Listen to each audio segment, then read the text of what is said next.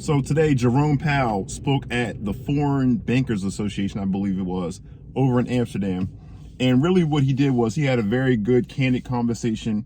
He didn't really say too much. He kind of repeated what he's always been saying. And I understand why, right? It's a big deal when he speaks. And he needs to be very careful about what he says. He needs to be somewhat consistent.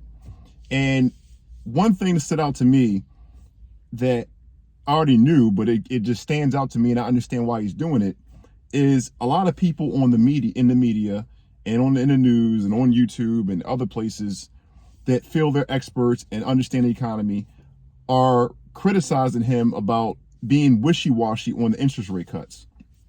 And one thing that he mentioned during his talk today was he pretty much said that he's not sure what the economic outcome and outlook is going to be.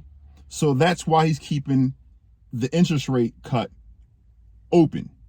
He's not saying he's going to raise the interest rates. He's pretty much kind of trying to take that off the table, but he's not taking it completely off the table.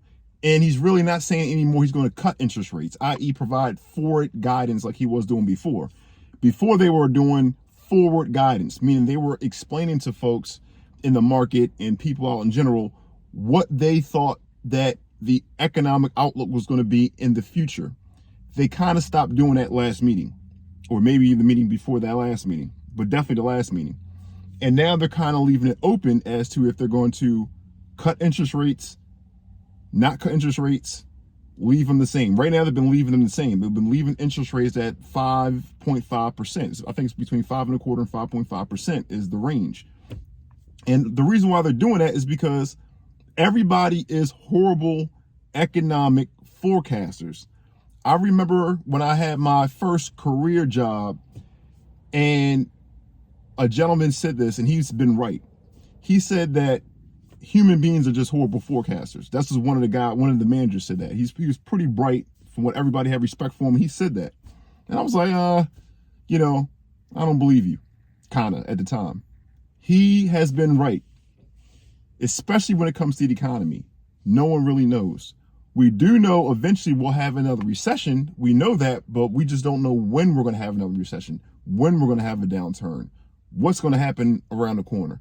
People couldn't guess it in the 2000 .com crash. People couldn't forecast when we had the Great Recession in 2006, 7, 8-ish. And no one knew about the pandemic we just had, right? So just human beings in general are just bad forecasters.